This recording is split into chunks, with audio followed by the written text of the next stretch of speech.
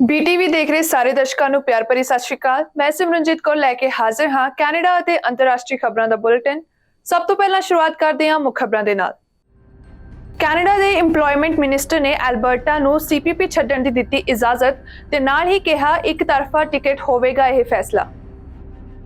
Federal ਆਗੂਆਂ ਨੇ parliament ਹਿੱਲ ਤੇ ਹੋਏ ਹਮਲੇ ਦੇ 9 ਸਾਲ ਦੀ ਮਨਾਈ ਬਰਸੀ। ਇਜ਼ਰਾਈਲ ਨੇ ਗਾਜ਼ਾ 'ਚ ਰਹਿਣ ਵਾਲੇ ਲੋਕਾਂ ਨੂੰ ਮੁੜ ਦਿੱਤੀ ਚੇਤਾਵਨੀ, ਕਿਹਾ ਗਾਜ਼ਾ ਤੋਂ ਚਲੇ ਜਾਓ ਨਹੀਂ ਤਾਂ ਮੰਨੇ ਜਾਓਗੇ ਅਤਵਾਦੀ। ਅਮਰੀਕਾ H1B ਵੀਜ਼ਾ ਪ੍ਰੋਗਰਾਮ 'ਚ ਕਰਨ ਜਾ ਰਿਹਾ ਹੈ ਫੇਰਬਦਲ, ਵਿਦੇਸ਼ੀ ਪ੍ਰਵਾਸੀਆਂ ਨੂੰ ਹੋ ਸਕਦਾ ਹੈ ਫਾਇਦਾ। ਹੁਣ ਖਬਰਾਂ ਵਿਸਥਾਰ ਨਾਲ। ਇੰਪਲੋਇਮੈਂਟ ਮਿਨਿਸਟਰ ਰੈਂਡੀ ਬੁਆਸਨੋ ਦਾ ਕਹਿਣਾ ਹੈ ਕਿ ਹਾਲਾਂਕਿ ਐਲਬਰਟਾ ਨੂੰ ਕੈਨੇਡਾ ਪੈਨਸ਼ਨ ਪਲਾਨ ਤੋਂ ਵਾਪਸ ਲੈਣ ਦੀ ਕਾਨੂੰਨੀ ਤੌਰ ਤੇ ਇਜਾਜ਼ਤ ਹੈ, ਪਰ ਅਜਿਹਾ ਕਰਨਾ ਐਲਬਰਟਾ ਲਈ ਇੱਕ ਤਰਫਾ ਟਿਕਟ ਹੋਵੇਗਾ ਜਿਸ ਵਿੱਚ ਵਾਪਸੀ ਦੀ ਕੋਈ ਸੰਭਾਵਨਾ ਨਹੀਂ ਹੈ। ਐਲਬਰਟਾ ਦਾ UCP 2020 ਤੋਂ CPP ਨੂੰ ਛੱਡਣ ਅਤੇ ਆਪਣੀ ਪੈਨਸ਼ਨ ਯੋਜਨਾ ਬਣਾਉਣ ਦੇ ਵਿਚਾਰ ਕਰ ਰਿਹਾ ਹੈ, ਪਰ ਪ੍ਰੀਮੀਅਰ ਡੈਨੀਅਲ ਸਮਿਥ ਨੇ ਹਾਲ ਹੀ ਵਿੱਚ ਅਜਿਹਾ ਕਰਨ ਦੀ ਯੋਜਨਾ ਬਾਰੇ ਰਿਪੋਰਟ ਜਾਰੀ ਕਰਕੇ ਅਗਲਾ ਕਦਮ ਚੁੱਕਿਆ ਅਤੇ ਕਿਹਾ ਕਿ ਜਨਤਕ ਫੀਡਬੈਕ ਰਾਇਸ਼ੁਮਾਰੀ ਦੀ ਜ਼ਰੂਰਤ ਨੂੰ ਨਿਰਧਾਰਿਤ ਕਰੇਗਾ। ਬੁਆਸਨੋ ਨੇ ਲੰਘੇ ਐਤਵਾਰ ਨੂੰ ਪ੍ਰਸਾਰਿਤ ਇੱਕ ਇੰਟਰਵਿਊ ਵਿੱਚ ਦੱਸਿਆ ਕਿ ਜੇਕਰ ਇੱਕ ਪ੍ਰੋਵਿੰਸ CPP ਤੋਂ ਹਟਣ ਦੀ ਚੋਣ ਕਰਦਾ ਹੈ ਤਾਂ ਇਹ 1965 ਦੇ ਕਾਨੂੰਨ ਵਿੱਚ ਨਿਰਧਾਰਿਤ ਸਮਾਂ ਸੀਮਾ ਮੁਤਾਬਕ ਇਸ ਨੂੰ ਵਾਪਸ ਲਾਗੂ ਨਹੀਂ ਕੀਤਾ ਜਾ ਸਕਦਾ। ਉਹਨਾਂ ਨੇ ਕਿਹਾ ਕਿ ਜੇ ਐਲਬਰਟਾ ਦੇ ਲੋਕਾਂ ਨੇ CPP ਤੋਂ ਬਾਹਰ ਕੱਢਣ ਲਈ ਜਨਮਤ ਸੰਗ੍ਰਹਿ ਦਾ ਫੈਸਲਾ ਕੀਤਾ ਤਾਂ ਉਹ ਅਜਿਹਾ ਕਰਨ ਦੇ ਯੋਗ ਹੋਣਗੇ, ਪਰ ਇਹ ਇੱਕ ਤਰਫਾ ਟਿਕਟ ਹੋਵੇਗੀ ਤੇ ਤੁਹਾਨੂੰ ਵਾਪਸ ਆਉਣ ਦਾ ਮੌਕਾ ਨਹੀਂ ਮਿਲੇਗਾ। ਇਹ ਕਾਨੂੰਨ ਵਿੱਚ ਵੀ ਬਹੁਤ ਸਪਸ਼ਟ ਹੈ। ਇਸ ਦੇ ਨਾਲ ਹੀ ਉਹਨਾਂ ਨੇ ਇਹ ਵੀ ਕਿਹਾ ਕਿ ਉਹਨਾਂ ਦਾ ਮੰਨਣਾ ਹੈ ਕਿ ਐਲਬਰਟਾ ਦੀ ਵਾਪਸੀ ਅਸਥਿਰ ਹੋਵੇਗੀ। ਸਲਾਹਕਾਰ ਕੰਪਨੀ ਲਾਈਫ ਵਰਕਰਸ ਦੀ ਰਿਪੋਰਟ, ਜਿਸ ਤੇ ਐਲਬਰਟਾ ਸਰਕਾਰ ਸੰਭਾਵਿਤ ਐਲਬਰਟਾ ਪੈਨਸ਼ਨ ਯੋਜਨਾ ਲਈ ਆਪਣੀ ਲਾਗਤ ਲਾਭ ਗਣਨਾਵਾਂ ਨੂੰ ਆਧਾਰ ਬਣਾ ਰਹੀ ਹੈ, ਅੰਦਾਜ਼ਾ ਹੈ ਕਿ ਪੱਛਮੀ ਪ੍ਰੋਵਿੰਸ 2027 ਵਿੱਚ CPP ਛੱਡਣ ਤੱਕ $334 ਬਿਲੀਅਨ ਦਾ ਹੱਕਦਾਰ ਹੋਵੇਗਾ, ਜੋ ਕਿ ਫੈਡਰਲ ਫੰਡ ਵਿੱਚ ਕੁੱਲ ਰਕਮ ਦਾ ਲਗਭਗ ਅੱਧੇ ਹਿੱਸੇ ਦੇ ਬਰਾਬਰ ਹੈ। ਐਲਬਰਟਾ ਪ੍ਰੀਮੀਅਰ ਡੈਨੀਅਲ ਸਮਿਥ ਅਤੇ ਪ੍ਰਧਾਨ ਮੰਤਰੀ ਜਸਟਿਨ ਟਰੂਡੋ ਇਸ ਹਫ਼ਤੇ ਪੈਨਸ਼ਨ ਨੂੰ ਲੈ ਕੇ ਸੰਭਾਵਿਤ ਕਦਮ ਬਾਰੇ ਅੱਗੇ ਪਿੱਛੇ ਰਹੇ, ਜਿਸ ਵਿੱਚ ਪ੍ਰਧਾਨ ਮੰਤਰੀ ਜਸਟਿਨ ਟਰੂਡੋ ਨੇ ਡੈਨੀਅਲ ਸਮਿਥ ਨੂੰ ਲਿਖੇ ਇੱਕ ਖੁੱਲੇ ਪੱਤਰ ਵਿੱਚ ਕਿਹਾ ਕਿ ਐਲਬਰਟਾ ਦੀ ਪੈਨਸ਼ਨ ਵਾਪਸੀ ਯੋਜਨਾ ਐਲਬਰਟਾ ਅਤੇ ਪੂਰੇ ਦੇਸ਼ ਵਿੱਚ ਲੱਖਾਂ ਬਜ਼ੁਰਗਾਂ ਅਤੇ ਮਿਹਨਤੀ ਲੋਕਾਂ ਦੀਆਂ ਪੈਨਸ਼ਨਾਂ ਨੂੰ ਕਮਜ਼ੋਰ ਕਰ ਦੇਵੇਗੀ। ਇਸ ਨਾਲ ਜੋ ਨੁਕਸਾਨ ਹੋਵੇਗਾ ਉਹ ਅਸਵੀਕਾਰਨਯੋਗ ਹੈ। ਜਿਸ ਤੋਂ ਬਾਅਦ ਡੈਨੀਅਲ ਸਮਿਥ ਨੇ ਪ੍ਰਧਾਨ ਮੰਤਰੀ ਦੇ ਪੱਤਰ ਨੂੰ ਅਣਉਚਿਤ ਸੁਰ ਆਖਦਿਆਂ ਜਵਾਬੀ ਕਾਰਵਾਈ ਕੀਤੀ, ਜਿਸ 'ਚ ਸਮਿਥ ਨੇ ਅੱਗੇ ਕਿਹਾ ਕਿ ਇਹ ਬਹੁਤ ਜ਼ਿਆਦਾ ਹੋ ਗਿਆ ਸੀ। ਰਿਪੋਰਟ ਵਿੱਚ ਗਣਨਾ ਸੁਝਾਅ ਦਿੰਦੀ ਹੈ ਕਿ ਹਾਂ, ਜੇ ਐਲਬਰਟਾ ਆਪਣੇ ਤਰੀਕੇ ਨਾਲ ਚੱਲਣ ਦੀ ਚੋਣ ਕਰਦਾ ਹੈ ਤਾਂ ਬਾਕੀ ਕੈਨੇਡਾ ਦੇ ਕੁਝ ਪ੍ਰਭਾਵ ਪਵੇਗਾ, ਪਰ ਇਹ ਪ੍ਰਤੀ ਵਿਅਕਤੀ $175 ਦਾ ਮਾਮਲਾ ਹੈ। ਕੈਨੇਡਾ ਪੈਨਸ਼ਨ ਪਲਾਨ ਐਕਟ ਦੇ ਮੁਤਾਬਕ ਇੱਕ ਪ੍ਰੋਵਿੰਸ ਜੋ ਪੈਨਸ਼ਨ ਪਲਾਨ ਵਾਪਸ ਲੈਣਾ ਚਾਹੁੰਦਾ ਹੈ ਉਸ ਨੂੰ ਫੈਡਰਲ ਸਰਕਾਰ ਨਾਲ ਗੱਲਬਾਤ ਕਰਨੀ ਚਾਹੀਦੀ ਹੈ ਅਤੇ ਅਜਿਹਾ ਕਿਵੇਂ ਕਰਨਾ ਹੈ ਇਸ ਬਾਰੇ ਸਮਝੌਤਾ ਕਰਨਾ ਚਾਹੀਦਾ ਹੈ। ਇਹ ਪੁੱਛੇ ਜਾਣ ਤੇ ਕਿ ਕੀ ਫੈਡਰਲ ਸਰਕਾਰ ਨੇ ਇਸ ਗੱਲ ਦਾ ਆਪਣਾ ਵਿਸ਼ਲੇਸ਼ਣ ਕਰਨ ਦੀ ਯੋਜਨਾ ਬਣਾਈ ਹੈ ਕਿ ਜੇ ਉਹ CPP ਨੂੰ ਛੱਡਣ ਦੀਆਂ ਆਪਣੀਆਂ ਯੋਜਨਾਵਾਂ ਨਾਲ ਅੱਗੇ ਵਧਣ ਦੀ ਚੋਣ ਕਰਦੀ ਹੈ ਤਾਂ ਐਲਬਰਟਾ ਦਾ ਕਿੰਨਾ ਬਕਾਇਆ ਹੋ ਸਕਦਾ ਹੈ ਅਤੇ ਕੀ ਇਸ ਕੋਲ ਐਲਬਰਟਾ ਦੇ ਬਾਹਰ ਨਿਕਲਣ ਤੋਂ ਰੋਕਣ ਦਾ ਕੋਈ ਸਾਧਨ ਹੈ। ਜਿਸ ਦੇ ਜਵਾਬ ਵਿੱਚ ਰੋਜ਼ਗਾਰ ਮੰਤਰੀ ਰੈਂਡੀ ਬੁਆਸਨੋ ਨੇ ਕਿਹਾ ਕਿ ਇਸ ਸਮੇਂ ਫੋਕਸ ਮੌਜੂਦਾ ਸਿਸਟਮ ਨੂੰ ਬਰਕਰਾਰ ਰੱਖਣ ਤੇ ਹੈ। ਬੁਆਸਨੋ ਨੇ ਅੱਗੇ ਕਿਹਾ ਕਿ ਪ੍ਰਧਾਨ ਮੰਤਰੀ ਬਹੁਤ ਸਪਸ਼ਟ ਹਨ। ਉਹਨਾਂ ਨੇ ਸਾਰੇ ਮੰਤਰੀਆਂ ਨੂੰ ਕਿਹਾ ਹੈ ਕਿ ਉਹ ਐਲਬਰਟਾ ਵਾਸੀਆਂ ਦੀ ਸਹਾਇਤਾ ਲਈ ਜੋ ਹੋ ਸਕਦਾ ਹੈ ਉਹ ਕਰ ਸਕਦੇ ਹਨ, ਜੋ ਪੈਨਸ਼ਨ ਯੋਜਨਾ ਵਿੱਚ ਰਹਿਣਾ ਚਾਹੁੰਦੇ ਹਨ ਅਤੇ ਕੈਨੇਡੀਅਨ ਪੈਨਸ਼ਨ ਯੋਜਨਾ ਦਾ ਬਚਾਅ ਕਰਨ ਲਈ ਕਰ ਸਕਦੇ ਹਨ। ਇਸ ਲਈ ਅਸੀਂ ਇਹ ਕੰਮ ਕਰਨ ਜਾ ਰਹੇ ਹਾਂ, ਪਰ ਮੈਨੂੰ ਸ਼ੱਕ ਹੈ ਕਿ ਸਾਡੇ ਕੋਲ ਸਮੇਂ ਦੇ ਨਾਲ ਇਸ ਤੇ ਵਿੱਤ ਅਤੇ ਵੱਖ-ਵੱਖ ਵਿਭਾਗਾਂ ਦੇ ਨੰਬਰ ਹੋਣਗੇ। ਬੁਆਸਨੋ ਨੇ ਕਿਹਾ ਕਿ ਇਹ ਇੱਕ ਅਜਿਹਾ ਮੁੱਦਾ ਹੈ ਜਿਸ ਤੇ ਫੈਡਰਲ ਅਤੇ ਐਲਬਰਟਾ ਸਰਕਾਰਾਂ ਜ਼ਬਰਦਸਤ ਅਸਹਿਮਤ ਹਨ ਅਤੇ ਕਿਹਾ ਕਿ ਉਸ ਦਾ ਮੰਨਣਾ ਹੈ ਕਿ ਐਲਬਰਟਾ ਵਾਸੀਆਂ ਨੂੰ ਇਸ ਸਮੇਂ ਬਹਿਸ ਤੇ ਤਣਾਅ, ਚਿੰਤਾ ਅਤੇ ਭਟਕਣ ਦੀ ਲੋੜ ਨਹੀਂ ਹੈ। ਫੈਡਰਲ ਆਗੂਆਂ ਨੇ ਲੰਘੇ ਐਤਵਾਰ ਨੂੰ ਪਾਰਲੀਮੈਂਟ ਹਿੱਲ ਹਮਲੇ ਦੀ 9ਵੀਂ ਬਰਸੀ ਮਨਾਈ, ਜਿਸ ਵਿੱਚ ਇੱਕ ਕੈਨੇਡੀਅਨ ਰਿਜ਼ਰਵਿਸਟ ਦੀ ਮੌਤ ਹੋ ਗਈ ਸੀ। ਉਹਨਾਂ ਨੇ ਇੱਕ ਹੋਰ ਆਰਮਡ ਫੋਰਸਿਸ ਮੈਂਬਰ ਦੀ ਮੌਤ ਨੂੰ ਵੀ ਯਾਦ ਕੀਤਾ ਜੋ ਓਟਵਾ ਵਿੱਚ 2 ਦਿਨ ਪਹਿਲਾਂ ਇੱਕ ਵੱਖਰੇ ਹਮਲੇ ਵਿੱਚ ਵਾਪਰਿਆ ਸੀ। ਇਸ ਦੌਰਾਨ ਪ੍ਰਧਾਨ ਮੰਤਰੀ ਜਸਟਿਨ ਟਰੂਡੋ ਨੇ ਆਪਣੇ ਇੱਕ ਬਿਆਨ ਵਿੱਚ ਕਿਹਾ ਕਿ ਅੱਜ ਤੋਂ 9 ਸਾਲ ਪਹਿਲਾਂ ਓਟਵਾ ਵਿੱਚ ਨੈਸ਼ਨਲ ਵਾਰ ਮੈਮੋਰੀਅਲ ਅਤੇ ਪਾਰਲੀਮੈਂਟ ਹਿੱਲ ਤੇ ਇੱਕ ਅੱਤਵਾਦੀ ਹਮਲੇ ਵਿੱਚ ਇੱਕ ਦੀ ਮੌਤ ਹੋ ਗਈ ਸੀ ਅਤੇ ਕਈ ਹੋਰ ਜ਼ਖਮੀ ਹੋਏ ਸਨ, ਜਿਸ ਨਾਲ ਸਾਡੇ ਦੇਸ਼ ਸਾਰੇ ਕੈਨੇਡੀਅਨਸ ਅਤੇ ਉਹਨਾਂ ਕਦਰਾਂ ਕੀਮਤਾਂ ਤੇ ਡੂੰਘਾ ਜ਼ਖਮ ਹੋਇਆ ਸੀ ਜਿਨ੍ਹਾਂ ਨੂੰ ਅਸੀਂ ਪਿਆਰ ਕਰਦੇ ਹਾਂ। ਜਾਣਕਾਰੀ ਮੁਤਾਬਕ ਇੱਕ ਬੰਦੂਕਧਾਰੀ ਨੇ CPL ਨਾਥਨ ਸਿਰਿਲੋ, ਅਰਗਿਲ ਅਤੇ ਸਦਰਲੈਂਡ ਹਾਈਲੈਂਡਰਸ ਦਾ ਇੱਕ ਮੈਂਬਰ 2014 ਵਿੱਚ ਜਦੋਂ ਓਟਵਾ ਵਿੱਚ ਅਣਪਛਾਤੇ ਸਿਪਾਹੀ ਦੇ ਮਕਬਰੇ ਦੀ ਰਾਖੀ ਕਰ ਰਿਹਾ ਸੀ ਉਹਨਾਂ ਤੇ ਹਮਲਾ ਕੀਤਾ। ਬੰਦੂਕਧਾਰੀ ਫਿਰ ਹਾਊਸ ਆਫ ਕਾਮਨਸ ਦੇ ਸਰਜੈਂਟ ਐਟ ਆਰਮਸ ਕੇਵਿਨ ਵਿਕਰਸ ਅਤੇ ਹੋਰ ਅਫਸਰਾਂ ਤੋਂ ਪਹਿਲਾਂ ਰਾਈਫਲ ਨਾਲ ਪਾਰਲੀਮੈਂਟ ਹਿੱਲ ਦੇ ਸੈਂਟਰ ਬਲਾਕ ਵਿੱਚ ਦਾਖਲ ਹੋਇਆ ਸੀ। RCMP ਕਾਂਸਟੇਬਲ ਕਰਟਿਸ ਬੈਰਟ, ਜਿਸ ਦਾ ਹਵਾਲਾ ਓਨਟਾਰੀਓ ਪ੍ਰੋਵਿੰਸ਼ੀਅਲ ਪੁਲਿਸ ਜਾਂਚ ਵਿੱਚ ਬੰਦੂਕਧਾਰੀ ਨੂੰ ਰੋਕਣ ਵਿੱਚ ਉਸ ਦੀ ਭੂਮਿਕਾ ਲਈ ਦਿੱਤਾ ਗਿਆ ਸੀ, ਉਸ ਨੂੰ ਬਾਅਦ ਵਿੱਚ ਸਟਾਰ ਆਫ ਕਰੇਜ ਪ੍ਰਾਪਤ ਹੋਇਆ ਜੋ ਹਾਲਾਤਾਂ ਵਿੱਚ ਸ਼ਾਨਦਾਰ ਹਿੰਮਤ ਦੀਆਂ ਕਾਰਵਾਈਆਂ ਨੂੰ ਮਾਨਤਾ ਦਿੰਦਾ ਹੈ। ਟਰੂਡੋ ਦੇ ਬਿਆਨ ਵਿੱਚ ਵਾਰੰਟ ਅਫਸਰ ਪੈਟਰਿਸ ਵਿੰਸੈਂਟ ਦਾ ਵੀ ਜ਼ਿਕਰ ਕੀਤਾ ਗਿਆ ਸੀ, ਜੋ ਕਿ 2 ਦਿਨ ਪਹਿਲਾਂ ਸੈਂਟ ਜ਼ੀਨ ਸੋਸ਼ਲੋ ਕਿਊਬੈਕ ਵਿੱਚ ਮਾਰਿਆ ਗਿਆ ਸੀ, ਜਦੋਂ ਇੱਕ ਵਿਅਕਤੀ ਨੇ ਉਸ ਨੂੰ ਅਤੇ ਇੱਕ ਹੋਰ ਆਰਮ ਫੋਰਸਸ ਮੈਂਬਰ ਨੂੰ ਇੱਕ ਕਾਰ ਨਾਲ ਮਾਰਿਆ ਸੀ। ਪੁਲਿਸ ਨੇ ਬਾਅਦ ਵਿੱਚ ਡਰਾਈਵਰ ਨੂੰ ਗੋਲੀ ਮਾਰ ਕੇ ਮਾਰ ਦਿੱਤਾ ਸੀ। ਪ੍ਰਧਾਨ ਮੰਤਰੀ ਜਸਟਿਨ ਟਰੂਡੋ ਨੇ ਕਿਹਾ ਕਿ ਅਸੀਂ ਉਹਨਾਂ ਨੂੰ ਕੈਨੇਡੀਅਨ ਆਰਮ ਫੋਰਸਸ ਦੇ ਬਹਾਦਰ ਮੈਂਬਰਾਂ ਵਜੋਂ ਯਾਦ ਕਰਦੇ ਹਾਂ, ਜਿਨ੍ਹਾਂ ਨੇ ਆਪਣੇ ਦੇਸ਼ ਲਈ ਆਪਣੇ ਆਪ ਨੂੰ ਸਮਰਪਿਤ ਕੀਤਾ, ਅਤੇ ਅਸੀਂ ਉਹਨਾਂ ਦੇ ਪਰਿਵਾਰਾਂ, ਅਜ਼ੀਜ਼ਾਂ ਅਤੇ ਸਹਿਯੋਗੀਆਂ ਪ੍ਰਤੀ ਆਪਣੀ ਡੂੰਘੀ ਸੰਵੇਦਨਾ ਪੇਸ਼ ਕਰਦੇ ਹਾਂ। ਉੱਥੇ ਹੀ ਕੰਜ਼ਰਵੇਟਿਵ ਆਗੂ ਪੀਅਰ ਪੋਲੀਏਵ ਨੇ ਕਿਹਾ ਕਿ ਅੱਜ ਅਸੀਂ ਇਹਨਾਂ ਵਿਅਕਤੀਆਂ ਨੂੰ ਯਾਦ ਕਰਦੇ ਹਾਂ ਜੋ ਡਿਊਟੀ ਦੀ ਲਾਈਨ ਵਿੱਚ ਮਾਰੇ ਗਏ ਸਨ, ਅਤੇ ਅਸੀਂ ਉਹਨਾਂ ਦੀ ਯਾਦ ਦਾ ਸਨਮਾਨ ਕਰਦੇ ਹਾਂ। ਪੀਅਰ ਪੋਲੀਏਵ ਨੇ ਅੱਗੇ ਕਿਹਾ ਕਿ ਇਸ ਤੋਂ ਇਲਾਵਾ ਜਿਵੇਂ ਕਿ ਅਸੀਂ ਅਪਰਾਧੀਆਂ ਦੀ ਮਰੋੜਵੀਂ ਪ੍ਰੇਰਣਾ ਤੇ ਪ੍ਰਤੀਬਿੰਬਿਤ ਕਰਦੇ ਹਾਂ, ਅਸੀਂ ਉਹਨਾਂ ਸਿਧਾਂਤਾਂ ਨੂੰ ਬਰਕਰਾਰ ਰੱਖਣ ਲਈ ਮੁੜ ਵਚਨਬੱਧ ਹਾਂ ਜਿਨ੍ਹਾਂ ਨੂੰ ਉਹ ਤਬਾਹ ਕਰਨਾ ਚਾਹੁੰਦੇ ਹਨ, ਆਜ਼ਾਦੀ ਅਤੇ ਲੋਕਤੰਤਰ ਦੀਆਂ ਕਦਰਾਂ ਕੀਮਤਾਂ। ਇਸ ਦੌਰਾਨ ਐਨਡੀਪੀ ਆਗੂ ਜਗਮੀਤ ਸਿੰਘ ਨੇ ਇੱਕ ਬਿਆਨ ਵਿੱਚ ਕਿਹਾ ਕਿ ਉਹਨਾਂ ਦੇ ਵਿਚਾਰ ਕਾਰਪੋਰਲ ਨੇਥਨ ਸਿਰਲੋ ਅਤੇ ਵਾਰੰਟ ਅਫਸਰ ਪੈਟਰਿਸ ਵਿੰਸੈਂਟ ਦੇ ਅਜ਼ੀਜ਼ਾਂ ਨਾਲ ਹਨ। ਜਗਮੀਤ ਸਿੰਘ ਨੇ ਅੱਗੇ ਕਿਹਾ ਕਿ ਅਸੀਂ ਉਹਨਾਂ ਦੀ ਯਾਦ ਦਾ ਸਨਮਾਨ ਕਰਦੇ ਹਾਂ ਅਤੇ ਉਹਨਾਂ ਸਾਰਿਆਂ ਦਾ ਧੰਨਵਾਦ ਕਰਦੇ ਹਾਂ ਜਿਨ੍ਹਾਂ ਨੇ ਦੂਜਿਆਂ ਦੀ ਸੁਰੱਖਿਆ ਲਈ ਆਪਣੀ ਸੁਰੱਖਿਆ ਨੂੰ ਜ਼ੋਖਮ ਵਿੱਚ ਪਾਇਆ। ਇਜ਼ਰਾਈਲੀ ਰਾਜਦੂਤ ਨੇ ਓਟਵਾ ਵਿੱਚ ਬਿਆਨ ਦਿੰਦੇ ਹੋਏ ਕਿਹਾ ਕਿ ਇਜ਼ਰਾਈਲ ਖੁਸ਼ ਹੈ ਕਿ ਕੈਨੇਡਾ ਇਹ ਮੰਨਣ ਵਿੱਚ ਸੰਯੁਕਤ ਰਾਜ ਅਤੇ ਫਰਾਂਸ ਵਿੱਚ ਸ਼ਾਮਲ ਹੋ ਗਿਆ ਹੈ ਕਿ ਪਿਛਲੇ ਹਫ਼ਤੇ ਗਾਜ਼ਾ ਸਿਟੀ ਹਸਪਤਾਲ ਵਿੱਚ ਇੱਕ ਧਮਾਕਾ ਗਾਜ਼ਾ ਪੱਟੀ ਦੇ ਅੰਦਰੋਂ ਇੱਕ ਗਲਤ ਰਾਕੇਟ ਦੁਆਰਾ ਦਾਗਿਆ ਗਿਆ ਸੀ। ਰਾਜਦੂਤ ਨੇ ਅੱਗੇ ਕਿਹਾ ਕਿ ਅਲ ਐਲੀ ਅਰਬ ਹਸਪਤਾਲ ਵਿੱਚ ਜਾਨ ਦਾ ਨੁਕਸਾਨ ਇੱਕ ਦੁਖਾਂਤ ਸੀ ਜੋ ਕਿਸੇ ਵੀ ਮਨੁੱਖ ਲਈ ਡਰਾਵਨਾ ਹੈ, ਅਤੇ ਇਹ ਫਲਸਤੀਨੀਆਂ ਅਤੇ ਇਜ਼ਰਾਈਲੀਆਂ ਦੇ ਵਿਰੁੱਧ ਦੋਹਰੇ ਯੁੱਧ ਅਪਰਾਧਾਂ ਦੀ ਯਾਦ ਦਿਵਾਉਂਦਾ ਹੈ ਜੋ ਗਾਜ਼ਾ ਵਿੱਚ ਹਮਾਸ ਅਤੇ ਹੋਰ ਅੱਤਵਾਦੀ ਸਮੂਹਾਂ ਦੁਆਰਾ ਕੀਤੇ ਗਏ ਹਨ। ਜ਼ਿਕਰਯੋਗ ਹੈ ਕਿ ਹਸਪਤਾਲ ਤੇ 17 ਅਕਤੂਬਰ ਨੂੰ ਦਾਗਿਆ ਗਿਆ ਰਾਕੇਟ ਇਜ਼ਰਾਈਲ ਅਤੇ ਹਮਾਸ ਵਿਚਕਾਰ ਚੱਲ ਰਹੀ ਜੰਗ ਦਾ ਨਵਾਂ ਫਲੈਸ਼ ਪੁਆਇੰਟ ਬਣ ਗਿਆ, ਕਿਉਂਕਿ ਦੋਵਾਂ ਧਿਰਾਂ ਨੇ ਇਸ ਦੁਖਾਂਤ ਲਈ ਇੱਕ ਦੂਜੇ ਨੂੰ ਜ਼ਿੰਮੇਵਾਰ ਠਹਿਰਾਇਆ ਹੈ। ਕੈਨੇਡਾ ਇਸ ਸਿੱਟੇ ਤੇ ਪਹੁੰਚਣ ਲਈ ਆਪਣੇ ਕੁਝ ਸਹਿਯੋਗੀਆਂ ਨਾਲੋਂ ਹੌਲੀ ਸੀ। 18 ਅਕਤੂਬਰ ਨੂੰ ਟੈਲ ਅਵੀਵ ਦੇ ਦੌਰੇ ਦੌਰਾਨ ਯੂਐਸ ਰਾਸ਼ਟਰਪਤੀ ਜੋ ਬਾਈਡਨ ਨੇ ਕਿਹਾ ਕਿ ਅਮਰੀਕੀ ਰੱਖਿਆ ਖੂਫੀਆ ਨੇ ਦਿਖਾਇਆ ਹੈ ਕਿ ਰਾਕੇਟ ਗਾਜ਼ਾ ਦੇ ਅੰਦਰੋਂ ਆਇਆ ਸੀ, ਅਤੇ ਫਰਾਂਸ ਨੇ ਕਿਹਾ ਕਿ ਉਸ ਦੀ ਫੌਜ 20 ਅਕਤੂਬਰ ਨੂੰ ਉਸੇ ਨਤੀਜੇ ਤੇ ਪਹੁੰਚ ਗਈ ਸੀ। ਤੁਹਾਨੂੰ ਦੱਸ ਦਈਏ ਕਿ ਪ੍ਰਧਾਨ ਮੰਤਰੀ ਜਸਟਿਨ ਟਰੂਡੋ ਨੇ 17 ਅਕਤੂਬਰ ਨੂੰ ਬਲੇਅਰ ਨੂੰ ਕੈਨੇਡੀਅਨ ਫੌਜ ਨੂੰ ਆਪਣਾ ਮੁਲਾਂਕਣ ਕਰਨ ਲਈ ਕਿਹਾ। 19 ਅਕਤੂਬਰ ਨੂੰ ਉਹਨਾਂ ਨੇ ਕਿਹਾ ਕਿ ਕੈਨੇਡਾ ਨੇ ਕੁਝ ਸ਼ੁਰੂਆਤੀ ਸਬੂਤ ਦੇਖੇ ਹਨ, ਪਰ ਇਹ ਧਿਆਨ ਨਾਲ ਦੇਖਣ ਲਈ ਲੋੜੀਂਦਾ ਸਮਾਂ ਲਵੇਗਾ ਅਤੇ ਕਿਸੇ ਠੋਸ ਨਤੀਜੇ ਤੇ ਪਹੁੰਚਣ ਲਈ ਸਹਿਯੋਗੀਆਂ ਨਾਲ ਇਸ ਤੇ ਕੰਮ ਕਰੇਗਾ। ਕੈਨੇਡੀਅਨ ਫੌਜੀ ਮੁਲਾਂਕਣ ਨੇ ਲੰਘੇ ਸ਼ਨੀਵਾਰ ਨੂੰ ਆਪਣੀ ਪਹਿਲੀ ਰਿਪੋਰਟ ਪੇਸ਼ ਕੀਤੀ ਅਤੇ ਬਲੇਅਰ ਅਤੇ ਟਰੂਡੋ ਦੋਵਾਂ ਨੂੰ ਖੋਜਾਂ ਬਾਰੇ ਜਾਣਕਾਰੀ ਦਿੱਤੀ ਗਈ। ਕੈਨੇਡਾ ਨੇ ਅਜੇ ਤੱਕ ਰਾਕੇਟ ਦੇ ਸਰੋਤ ਲਈ ਕੋਈ ਖਾਸ ਦੋਸ਼ ਨਹੀਂ ਲਗਾਇਆ ਹੈ। ਮੋਇਦ ਨੇ ਕਿਹਾ ਕਿ ਉਹ ਮੰਨਦਾ ਹੈ ਕਿ ਕੈਨੇਡਾ ਤੋਂ ਹੋਰ ਵਿਸ਼ਲੇਸ਼ਣ ਇਹ ਸਿੱਟਾ ਕੱਢੇਗਾ ਕਿ ਰਾਕੇਟ ਫਲਸਤੀਨੀ ਇਸਲਾਮਿਕ ਜਿਹਾਦ ਦੁਆਰਾ ਦਾਗਿਆ ਗਿਆ ਸੀ। PIJ ਗਾਜ਼ਾ ਵਿੱਚ ਦੂਜਾ ਸਭ ਤੋਂ ਵੱਡਾ ਹਥਿਆਰਬੰਦ ਸਮੂਹ ਹੈ, ਜਿਸ ਦਾ ਇੱਕੋ ਇੱਕ ਉਦੇਸ਼ ਪੱਛਮੀ ਕੰਢੇ ਅਤੇ ਗਾਜ਼ਾ ਦੇ ਨਾਲ-ਨਾਲ ਪੂਰੇ ਇਜ਼ਰਾਈਲ ਵਿੱਚ ਇੱਕ ਇਸਲਾਮਿਕ ਰਾਜ ਸਥਾਪਿਤ ਕਰਨ ਲਈ ਇਜ਼ਰਾਈਲ ਉੱਤੇ ਫੌਜੀ ਜਿੱਤ ਹੈ। ਇਜ਼ਰਾਈਲ ਰਾਕੇਟ ਲਈ PIJ ਨੂੰ ਦੋਸ਼ੀ ਠਹਿਰਾਉਂਦਾ ਹੈ, ਅਤੇ ਅਮਰੀਕੀ ਅਧਿਕਾਰੀਆਂ ਨੇ ਨਿਊਯਾਰਕ ਟਾਈਮਜ਼ ਨੂੰ ਦੱਸਿਆ ਕਿ ਉਹਨਾਂ ਦੇ ਮੁੱਢਲੇ ਸਬੂਤ ਵੀ PIJ ਵੱਲ ਇਸ਼ਾਰਾ ਕਰਦੇ ਹਨ। ਕਿੰਗਸਟਨ ਪੁਲਿਸ ਦਾ ਕਹਿਣਾ ਹੈ ਕਿ ਪਿਛਲੇ ਹਫ਼ਤੇ ਸ਼ਹਿਰ ਵਿੱਚ ਇਜ਼ਰਾਈਲ ਪੱਖੀ ਰੈਲੀ ਵਿੱਚ ਕਥਿਤ ਨਫ਼ਰਤ ਨਾਲ ਪ੍ਰੇਰਿਤ ਘਟਨਾ ਤੋਂ ਬਾਅਦ ਇੱਕ 18 ਸਾਲਾ ਨੌਜਵਾਨ ਨੂੰ ਦੋਸ਼ਾਂ ਦਾ ਸਾਹਮਣਾ ਕਰਨਾ ਪੈ ਰਿਹਾ ਹੈ। 17 ਅਕਤੂਬਰ ਨੂੰ ਇਜ਼ਰਾਈਲ ਪੱਖੀ ਪ੍ਰਦਰਸ਼ਨ ਲਈ ਲਗਭਗ 100 ਲੋਕ ਮਾਰਕੀਟ ਸਕੁਆਇਰ ਵਿਖੇ ਇਕੱਠੇ ਹੋਏ। ਪੁਲਿਸ ਨੇ ਕਿਹਾ ਜਦੋਂ ਇੱਕ ਕਾਲੇ ਰੰਗ ਦੇ ਪਿਕਅਪ ਟਰੱਕ ਦੇ ਡਰਾਈਵਰ ਨੇ ਨਜ਼ਦੀਕੀ ਗਲੀ ਨੂੰ ਪਾਰ ਕਰ ਰਹੇ ਭਾਗੀਦਾਰਾਂ ਨੂੰ ਲਗਭਗ ਟੱਕਰ ਮਾਰ ਦਿੱਤੀ ਸੀ। ਪੁਲਿਸ ਮੁਤਾਬਕ ਸ਼ਾਮ 5:10 ਦੇ ਕਰੀਬ ਬਰੋਕ ਸਟਰੀਟ ਅਤੇ ਕਿੰਗ ਸਟਰੀਟ ਦੇ ਚੌਰਾਹੇ ਤੇ ਲਾਲ ਬੱਤੀ ਲਈ ਟਰੱਕ ਨੂੰ ਰੋਕਿਆ ਗਿਆ ਸੀ, ਪਰ ਜਦੋਂ ਟ੍ਰੈਫਿਕ ਲਾਈਟ ਹਰੀ ਹੋ ਗਈ ਤਾਂ ਟਰੱਕ ਚੌਰਾਹੇ ਵੱਲ ਨਹੀਂ ਵਧਿਆ। ਇਸ ਦੀ ਬਜਾਏ ਪੁਲਿਸ ਨੇ ਕਿਹਾ ਡਰਾਈਵਰ ਅਚਾਨਕ ਤੇਜ਼ ਹੋ ਗਿਆ ਅਤੇ ਕ੍ਰਾਸ ਵਾਕ ਤੇ ਚਲਾ ਗਿਆ। ਜਦੋਂ ਉਹ ਗਲੀ ਪਾਰ ਕਰ ਰਹੇ ਸਨ ਤਾਂ ਰੈਲੀ ਵਿੱਚ ਹਿੱਸਾ ਲੈਣ ਵਾਲਿਆਂ ਨੂੰ ਗੱਡੀ ਨਾਲ ਟੱਕਰ ਮਾਰਨ ਦੀ ਕੋਸ਼ਿਸ਼ ਕੀਤੀ। ਕਿੰਗਸਟਨ ਪੁਲਿਸ ਨੇ ਇੱਕ ਨਿਊਜ਼ ਰਿਲੀਜ਼ ਵਿੱਚ ਕਿਹਾ ਕਿ ਟਰੱਕ ਦੀਆਂ ਕਾਰਵਾਈਆਂ ਕਾਰਨ ਪੈਦਲ ਚੱਲਣ ਵਾਲਿਆਂ ਨੂੰ ਡਰ ਸੀ ਕਿ ਗੱਡੀ ਦੇ ਹੇਠਾਂ ਆ ਜਾਣਗੇ। ਉਹ ਅਚਾਨਕ ਰੁਕ ਗਏ ਅਤੇ ਤੇਜ਼ ਰਫ਼ਤਾਰ ਟਰੱਕ ਤੋਂ ਬਚਣ ਲਈ ਵਾਪਸ ਪਿੱਛੇ ਮੁੜ ਗਏ।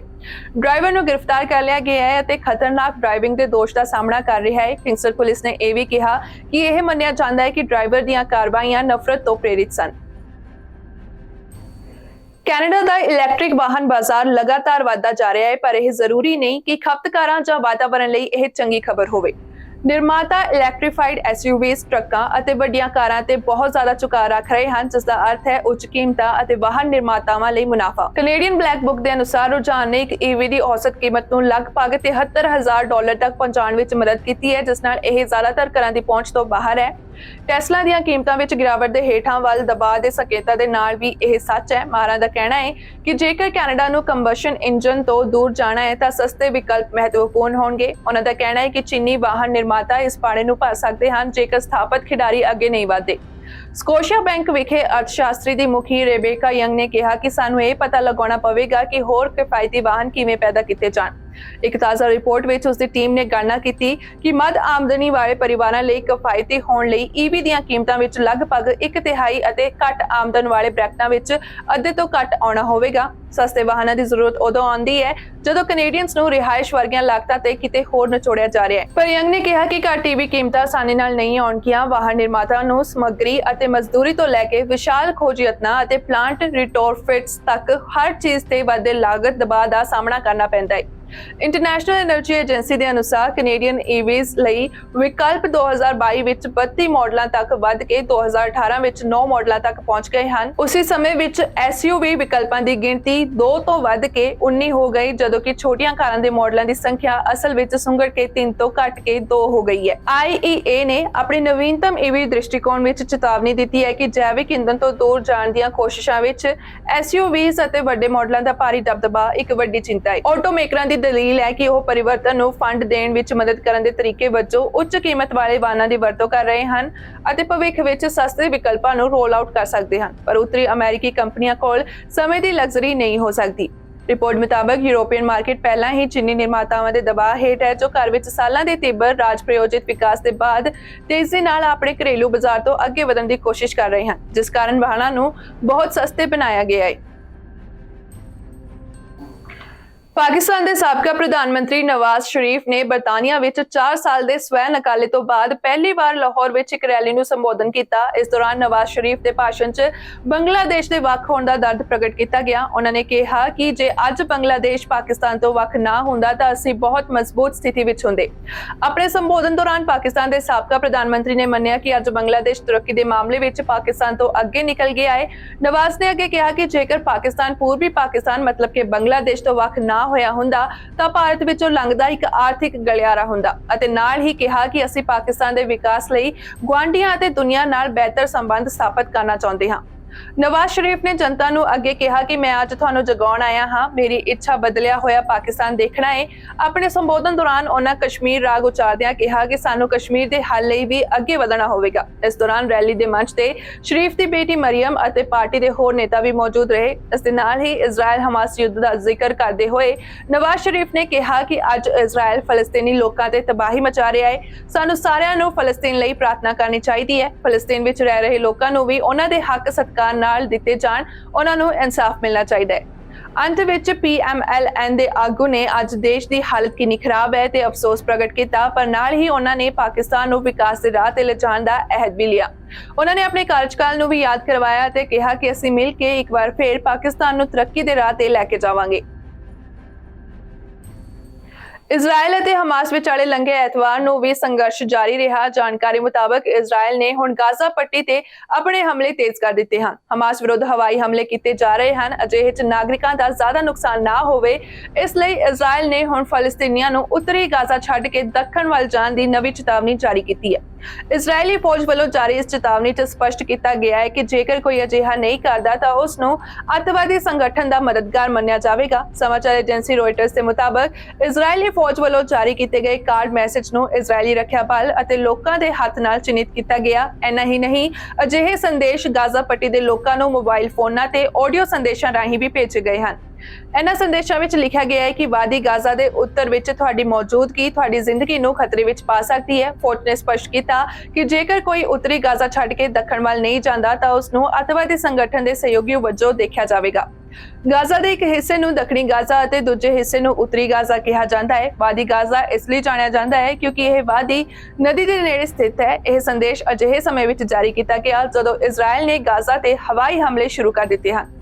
ਇਜ਼ਰਾਈਲੀ ਫੌਜ ਦਾ ਕਹਿਣਾ ਹੈ ਕਿ ਉਸ ਦਾ ਉਹਨਾਂ ਲੋਕਾਂ ਤੇ ਹਮਲਾ ਕਰਨ ਜਾਂ ਨਿਸ਼ਾਨਾ ਬਣਾਉਣ ਦਾ ਕੋਈ ਇਰਾਦਾ ਨਹੀਂ ਹੈ ਜਿਨ੍ਹਾਂ ਨੂੰ ਅੱਤਵਾਦੀ ਸਮੂਹ ਦੇ ਮੈਂਬਰ ਨਹੀਂ ਮੰਨਿਆ ਜਾਂਦਾ। ਇਜ਼ਰਾਈਲ ਨੇ ਪਹਿਲਾਂ ਫਲਸਤੀਨੀਆਂ ਨੂੰ ਦੱਖਣ ਵੱਲ ਜਾਣ ਦੀ ਅਪੀਲ ਕੀਤੀ ਸੀ। ਹਾਲਾਂਕਿ ਫਲਸਤੀਨੀਆਂ ਨੇ ਕਿਹਾ ਕਿ ਉਹਨਾਂ ਨੂੰ ਪਹਿਲਾਂ ਨਹੀਂ ਦੱਸਿਆ ਗਿਆ ਸੀ ਕਿ ਜੇਕਰ ਉਹ ਅਜਿਹਾ ਨਹੀਂ ਕਰਦੇ ਹਨ ਤਾਂ ਉਹਨਾਂ ਨੂੰ ਅੱਤਵਾਦੀ ਸਮਰਥਕ ਮੰਨਿਆ ਜਾ ਸਕਦਾ ਹੈ। ਹਵਾਈ ਹਮਲਿਆਂ ਦਰਮਿਆਨ ਹੁਣ ਦੱਖਣ ਵੱਲ ਜਾਣਾ ਹੋਰ ਵੀ ਖਤਰਨਾਕ ਹੋ ਗਿਆ ਹੈ। ਦੂਜੇ ਪਾਸੇ ਰੋਇਟਰਸ ਦੀ ਰਿਪੋਰਟ ਮੁਤਾਬਕ ਗਾਜ਼ਾ ਛੱਡ ਕੇ ਦੱਖਣ ਵੱਲ ਜਾਣ ਵਾਲੇ ਕਈ ਪਰਿਵਾਰਾਂ ਦਾ ਕਹਿਣਾ ਹੈ ਕਿ ਦੱਖਣੀ ਗਾਜ਼ਾ ਵਿੱਚ ਇਜ਼ਰਾਈਲੀ ਹਵਾਈ ਹਮਲਿਆਂ ਦੌਰਾਨ ਉਹਨਾਂ ਨੇ ਆਪਣੇ ਕਈ ਰਿਸ਼ਤੇਦਾਰਾਂ ਨੂੰ ਗਵਾ ਦਿੱਤਾ ਹੈ। ਇਜ਼ਰਾਈਲੀ ਹਵਾਈ ਹਮਲਿਆਂ 'ਚ ਰਾਤੋਂ ਰਾਤ 50 ਤੋਂ ਵੱਧ ਫਲਸਤੀਨੀਆਂ ਦੀ ਵੀ ਮੌਤ ਹੋ ਗਈ ਹੈ। ਫਿਲੀਪੀਨ ਦੇ ਅਧਿਕਾਰੀਆਂ ਨੇ ਕਿਹਾ ਕਿ ਇੱਕ ਚੀਨੀ ਤੱਟ ਰੱਖਿਅਕ ਫੋਰਸ ਦੇ ਇੱਕ ਜਹਾਜ਼ ਅਤੇ ਉਸਦੇ ਇੱਕ ਮਿਲਸ਼ੀਆ ਬੇੜੇ ਨੇ ਲੰਘੇ ਐਤਵਾਰ ਨੂੰ ਦੱਖਣੀ ਚੀਨ ਸਾਗਰ 'ਚ ਇੱਕ ਵਿਵਾਦਿਤ ਤੱਟ ਤੇ ਉਸਦੇ ਤੱਟ ਰੱਖਿਅਕ ਜਹਾਜ਼ ਅਤੇ ਫੌਜ ਵੱਲੋਂ ਸੰਚਾਲਿਤ ਇੱਕ ਸਪਲਾਈ ਕਿਸ਼ਤੀ ਨੂੰ ਦੋ ਵੱਖੋ-ਵੱਖ ਘਟਨਾਵਾਂ 'ਚ ਟੱਕਰ ਮਾਰ ਦਿੱਤੀ। ਫਿਲੀਪੀਨ ਨੇ ਚੀਨ ਦੇ ਇਸ ਕਾਰੇ ਨੂੰ ਖਤਰਨਾਕ, ਗੈਰ ਜ਼ਿੰਮੇਵਾਰਾਨਾ ਅਤੇ ਨਾਜਾਇਜ਼ ਦੱਸਿਆ। ਅਧਿਕਾਰੀਆਂ ਨੇ ਸੈਕਿੰਡ ਥਾਮਸ ਸਮੁੰਦਰੀ ਕੰਢੇ ਤੇ ਵਾਪਰੀਆਂ ਇਹਨਾਂ ਘਟਨਾਵਾਂ 'ਚ ਕਿਸੇ ਜਾਨੀ ਨੁਕਸਾਨ ਦੀ ਜਾਣਕਾਰੀ ਨਹੀਂ ਦਿੱਤੀ ਹੈ। ਫਿਲੀਪੀਨ ਦੇ ਲੰਬੇ ਸਮੇਂ ਤੋਂ ਸੰਧੀ ਸਹਿਯੋਗੀ ਅਮਰੀਕਾ ਨੇ ਇਹਨਾਂ ਘਟਨਾਵਾਂ ਦੀ ਨਿੰਦਾ ਕੀਤੀ ਹੈ, ਜਦਕਿ ਫਿਲੀਪੀਨ ਸਰਕਾਰ ਨੇ ਵੀ ਨਿੰਦਾ ਕਰਦਿਆਂ ਇਸ ਨੂੰ ਮਨੀਲਾ ਦੀ ਪ੍ਰਭੂਸੱਤਾ ਦੀ ਉਲੰਘਣਾ ਦੱਸਿਆ। ਇਸ ਦੌਰਾਨ ਚੀਨੀ ਤੱਟ ਰੱਖਿਅਕ ਨੇ ਕਿਹਾ ਕਿ ਫਿਲੀਪੀਨ ਦੇ ਜਹਾਜ਼ਾਂ ਨੇ ਵਾਰ-ਵਾਰ ਰੇਡੀਓ ਚੇਤਾਵਨੀਆਂ ਦੇ ਬਾਵਜੂਦ ਬਗੈਰ ਇਜਾਜ਼ਤ ਤੋਂ ਚੀਨੀ ਜਲ ਖੇਤਰ 'ਚ ਦਾਖਲਾ ਲਿਆ, ਜਿਸ ਕਾਰਨ ਉਹਨਾਂ ਨੂੰ ਫਿਲੀਪੀਨ ਦੇ ਜਹਾਜ਼ਾਂ ਨੂੰ ਰੋਕਣ ਲਈ ਮਜਬੂਰ ਹੋਣਾ ਪਿਆ। ਚੀਨ ਨੇ ਵਿਵਾਦ ਲਈ ਫਿਲੀਪੀਨ ਦੇ ਜਹਾਜ਼ਾਂ ਨੂੰ ਦੋਸ਼ੀ ਠਹਿਰਾਇਆ।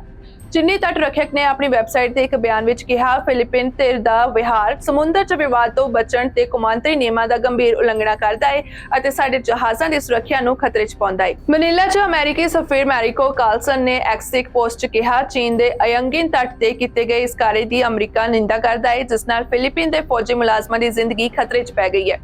ਫਿਲੀਪੀਨ ਦੀ ਇੱਕ ਸਰਕਾਰੀ ਵਰਕਫੋਰਸ ਨੇ ਕਿਹਾ ਕਿ ਉਹ ਅੱਜ ਸਵੇਰੇ ਫਿਲੀਪੀਨ ਦੀ ਪ੍ਰਭੂਸੱਤਾ, ਉਸਦੇ ਅਧਿਕਾਰਾਂ ਅਤੇ ਅਧਿਕਾਰ ਖੇਤਰ ਦੀ ਉਲੰਘਣਾ 'ਚ ਚੀਨੀ ਤੱਟ ਰੱਖਿਅਕ ਅਤੇ ਚੀਨੀ ਸਮੁੰਦਰੀ ਮਿਲਸ਼ੀਆ ਦੀ ਨਵੀਨਤਮ ਖਤਰਨਾਕ, ਗੈਰ ਜ਼ਿੰਮੇਵਾਰਾਨਾ ਅਤੇ ਨਾਜਾਇਜ਼ ਕਾਰਵਾਈਆਂ ਦੀ ਸਖਤ ਨਿੰਦਾ ਕਰਦੇ ਹਨ। ਵਰਕਫੋਰਸ ਨੇ ਇੱਕ ਬਿਆਨ 'ਚ ਕਿਹਾ ਕਿ ਲੰਘੇ ਐਤਵਾਰ ਸਵੇਰੇ ਵਾਪਰੀ ਪਹਿਲੀ ਘਟਨਾ 'ਚ ਚੀਨ ਦੇ ਤੱਟ ਰੱਖਿਅਕ ਜਹਾਜ਼ 5203 ਦੇ ਖਤਰਨਾਕ ਜੰਗੀ ਅਭਿਆਸ ਕਾਰਨ ਫਿਲੀਪੀਨ ਦੀ ਫੌਜੀ ਕਿਸ਼ਤੀ ਨਾਲ ਟੱਕਰ ਹੋ ਗਈ। ਚੀਨੀ ਤੱਟ ਰੱਖਿਅਕ ਜਹਾਜ਼ ਦੀ ਖਤਰਨਾਕ, ਗੈਰ ਜ਼ਿੰਮੇਵਾਰ ਅਤੇ ਨਾਜਾਇਜ਼ ਕਾਰਵਾਈ ਨੇ ਚਾਲਕ ਦਲ ਦੀ ਸੁਰੱਖਿਆ ਨੂੰ ਖਤਰੇ 'ਚ ਪਾ ਦਿੱਤਾ ਸੀ, ਜਦਕਿ ਦੂਜੀ ਘਟਨਾ 'ਚ ਫਿਲੀਪੀਨ ਤੱਟ ਰੱਖਿਅਕ ਜਹਾਜ਼ ਖੱਬੇ ਪਾਸੇ ਤੋਂ ਚੀਨੀ ਮਿਲਸ਼ੀਆ ਜਹਾਜ਼ ਨਾਲ ਟਕਰਾ ਗਿਆ। ਦੱਸਿਆ ਜਾ ਰਿਹਾ ਹੈ ਕਿ ਘਟਨਾ ਵਾਲੀ ਥਾਂ ਦੁਨੀਆ ਦੇ ਸਭ ਤੋਂ ਭੀੜ ਵਾਲੇ ਵਪਾਰ ਮਾਰਗਾਂ 'ਚੋਂ ਇੱਕ ਹੈ ਅਤੇ ਦੱਖਣੀ ਚੀਨ ਸਾਗਰ 'ਚ ਲੰਬੇ ਸਮੇਂ ਤੋਂ ਚੱਲ ਰਹੇ ਖੇਤਰੀ ਵਿਵਾਦਾਂ 'ਚ ਨਵੀਨਤਮ ਘਟਨਾਕ੍ਰਮ ਹੈ। ਇਲਾਕੇ ਨੂੰ ਲੈ ਕੇ ਚੀਨ, ਫਿਲੀਪੀਨਸ, ਵੀਅਤਨਾਮ, ਮਲੇਸ਼ੀਆ ਅਤੇ ਬੁਰਨੇਈ ਨੇ ਦਹਾਕਿਆਂ ਤੋਂ ਆਪਣੇ ਦਾਅਵੇ ਕੀਤੇ ਹਨ ਅਤੇ ਇਹ ਖੇਤਰ ਅਮਰੀਕਾ-ਚੀਨ ਮੁਕਾਬਲੇਬਾਜ਼ੀ 'ਚ ਮਹੱਤਵਪੂਰਨ ਘਟਨਾ ਬਣ ਗਈ ਹੈ। ਅਮਰੀਕਾ ਦੀ ਬਾਈਡਨ ਸਰਕਾਰ ਵਿਦੇਸ਼ੀ ਮੁਲਾਜ਼ਮਾਂ ਨੂੰ USA ਵਿੱਚ ਕੰਮ ਕਰਨ ਲਈ ਜਾਰੀ ਕੀਤੇ ਜਾਣ ਵਾਲੇ H-1B ਵੀਜ਼ਾ ਪ੍ਰੋਗਰਾਮ ਵਿੱਚ ਬਦਲਾਅ ਕਰਨ ਜਾ ਰਹੀ ਹੈ। ਇਹ ਬਦਲਾਅ ਵਿਦੇਸ਼ੀ ਮੁਲਾਜ਼ਮਾਂ ਦੀ ਸਮਰੱਥਾ ਨੂੰ ਬਿਹਤਰ ਕਰਨ, ਵਿਦੇਸ਼ੀ ਵਿਦਿਆਰਥੀਆਂ ਨੂੰ ਜ਼ਿਆਦਾ ਲਚੀਲਾਪਨ ਮੁਹੱਈਆ ਕਰਾਉਣ ਅਤੇ ਗੈਰ ਅਪ੍ਰਵਾਸੀਆਂ ਨੂੰ ਕੰਮ ਦੇ ਬਿਹਤਰ ਹਾਲਾਤ ਦੇਣ ਦੇ ਉਦੇਸ਼ ਨਾਲ ਕੀਤੇ ਜਾ ਰਹੇ ਹਨ। ਨਵੇਂ ਨਿਯਮਾਂ ਨੂੰ US citizenship and immigration services ਵੱਲੋਂ ਫੈਡਰਲ ਰਜਿਸਟਰ ਵਿੱਚ ਪ੍ਰਕਾਸ਼ਿਤ ਕੀਤਾ ਜਾਵੇਗਾ। H-1B ਵੀਜ਼ਾ ਦੀ ਤੈਅ ਗਿਣਤੀ ਯਾਨੀ ਕਿ 60,000 ਦੀ ਸੀਮਾ ਵਿੱਚ ਕੋਈ ਬਦਲਾਅ ਨਹੀਂ ਕੀਤਾ ਜਾ ਰਿਹਾ ਹੈ। ਫਿਲਹਾਲ ਅਮਰੀਕੀ ਸਰਕਾਰ ਨੇ ਨਿਯਮਾਂ ਵਿੱਚ ਬਦਲਾਅ ਤੇ ਲੋਕਾਂ ਦੀ ਪ੍ਰਤੀਕਿਰਿਆ ਤੇ ਸੁਝਾਅ ਮੰਗੇ ਹਨ। ਹੋਮਲੈਂਡ ਸਿਕਿਉਰਿਟੀ ਵਿਭਾਗ ਨੇ ਕਿਹਾ ਕਿ ਪ੍ਰਸਤਾਵਿਤ ਤਬਦੀਲੀਆਂ ਦਾ ਉਦੇਸ਼ ਯੋਗਤਾ ਲੋੜਾਂ ਨੂੰ ਸੁਚਾਰੂ ਬਣਾਉਣਾ, ਪ੍ਰੋਗਰਾਮ ਦੀ ਕੁਸ਼ਲਤਾ ਵਿੱਚ ਸੁਧਾਰ ਕਰਨਾ, ਰੁਜ਼ਗਾਰਦਾਤਾਵਾਂ ਅਤੇ ਕਰਮਚਾਰੀਆਂ ਨੂੰ ਵਧੇਰੇ ਲਾਭ ਅਤੇ ਲਚਕਤਾ ਪ੍ਰਦਾਨ ਕਰਨਾ ਅਤੇ ਇੱਕ ਸਹਾਇਤਾ ਦੇ ਉਪਾਵਾਂ ਨੂੰ ਮਜ਼ਬੂਤ ਕਰਨਾ ਹੈ। ਦੱਸ ਦਈਏ ਕਿ H-1B ਵੀਜ਼ਾ ਪ੍ਰੋਗਰਾਮ ਦੀ ਮਦਦ ਨਾਲ ਅਮਰੀਕੀ ਰੋਜ਼ਗਾਰਦਾਤਾ ਅਮਰੀਕੀ ਕਰਮਚਾਰੀਆਂ ਦੇ ਸੁਰੱਖਿਆ ਨਿਯਮਾਂ ਦੀ ਪਾਲਣਾ ਕਰਦੇ ਹੋਏ ਆਪਣੀਆਂ ਵਪਾਰਕ ਜ਼ਰੂਰਤਾਂ ਨੂੰ ਪੂਰਾ ਕਰਨ ਅਤੇ ਗਲੋਬਲ ਮਾਰਕੀਟ ਵਿੱਚ ਪ੍ਰਤੀਯੋਗੀ ਬਣੇ ਰਹਿਣ ਲਈ ਵਿਦੇਸ਼ੀ ਹੁਨਰਮੰਦ ਕਰਮਚਾਰੀਆਂ ਨੂੰ ਰੱਖ ਸਕਦੇ ਹਨ। ਅਮਰੀਕਾ ਦੇ ਹੋਮਲੈਂਡ ਸਿਕਿਉਰਿਟੀ ਦੇ ਸਕੱਤਰ ਅਲੈਜੈਂਡਰੋ ਮਿਓਕਸ ਨੇ ਇੱਕ ਬਿਆਨ ਵਿੱਚ ਦੱਸਿਆ ਕਿ ਜੋ ਬਾਈਡਨ ਕਮਲਾ ਪ੍ਰਸ਼ਾਸਨ ਦੀ ਪਹਿਲ ਵੈਸ਼ਵਿਕ ਟੈਲੈਂਟ ਨੂੰ ਆਕਰਸ਼ਿਤ ਕਰਨਾ, ਮੌਜੂਦਾ ਮੁਲਾਜ਼ਮਾਂ ਤੇ ਪੈ ਰਹੇ ਬੋਝ ਨੂੰ ਘੱਟ ਕਰਨਾ ਤੇ ਇਮੀਗ੍ਰੇਸ਼ਨ ਸਿਸਟਮ ਵਿੱਚ ਧੋਖਾਦੇਹੀ ਨੂੰ ਰੋਕਣਾ ਹੈ। ਅਜੇ ਜੋ ਪ੍ਰਕਿਰਿਆ ਹੈ ਉਸ ਵਿੱਚ ਇੱਕ ਉਮੀਦਵਾਰ ਕਈ ਨਾਮਜ਼ਦਗੀ ਕਰ ਸਕਦਾ ਹੈ। ਅਜਿਹੇ ਵਿੱਚ ਉਸਦੇ ਚੁਣੇ ਜਾਣ ਦੀ ਸੰਭਾਵਨਾ ਵੱਧ ਜਾਂਦੀ ਹੈ। ਹੁਣ ਨਵੇਂ ਪ੍ਰਸਤਾਵ ਤਹਿਤ ਇੱਕ ਵਿਅਕਤੀ ਇੱਕ ਹੀ ਨਾਮਜ਼ਦਗੀ ਕਰ ਸਕੇਗਾ। ਅਜਿਹੇ ਵਿੱਚ ਜ਼ਿਆਦਾ ਲੋਕਾਂ ਨੂੰ ਮੌਕਾ ਮਿਲੇਗਾ। ਨਾਲ ਹੀ ਮਾਹਰ ਦੇ ਅਹੁਦੇ ਲਈ ਯੋਗਤਾ ਵਿੱਚ ਸੋਧ ਕੀਤੀ ਗਈ ਹੈ ਤਾਂ ਜੋ ਜੱਜਾਂ ਦੀ ਚੋਣ ਨੂੰ ਲੈ ਕੇ ਕੋਈ ਕਨਫਿਊਜ਼ਨ ਨਾ ਰਹੇ। ਹਾਲਾਂਕਿ ਲੋੜੀਂਦੇ ਡਿਗਰੀ ਖੇਤਰ ਵਿਚਕਾਰ ਸਿੱਧਾ ਸੰਬੰਧ ਹੋਣਾ ਚਾਹੀਦਾ ਹੈ। ਇਸ ਤੋਂ ਇਲਾਵਾ ਵਿਦਿਆਰਥੀ ਵੀਜ਼ੇ ਤੇ ਅਮਰੀਕਾ ਜਾਣ ਵਾਲੇ ਵਿਦਿਆਰਥੀਆਂ ਲਈ H-1B ਵੀਜ਼ਾ ਦੀ ਯੋਗਤਾ ਨੂੰ ਵੀ ਲਚਕਦਾਰ ਬਣਾਇਆ ਗਿਆ ਹੈ। ਅੱਜ ਦੀਆਂ ਖਬਰਾਂ ਦੇ ਵਿੱਚ ਇੰਨਾ ਹੀ। ਮੁੜ ਤੋਂ ਹਾਜ਼ਰ ਹੋਵਾਂਗੇ ਨਵੀਆਂ ਖਬਰਾਂ ਦੇ ਨਾਲ। ਤੁਸੀਂ ਵੇਖਦੇ ਰਹੋ BTV, B positive, B yourself.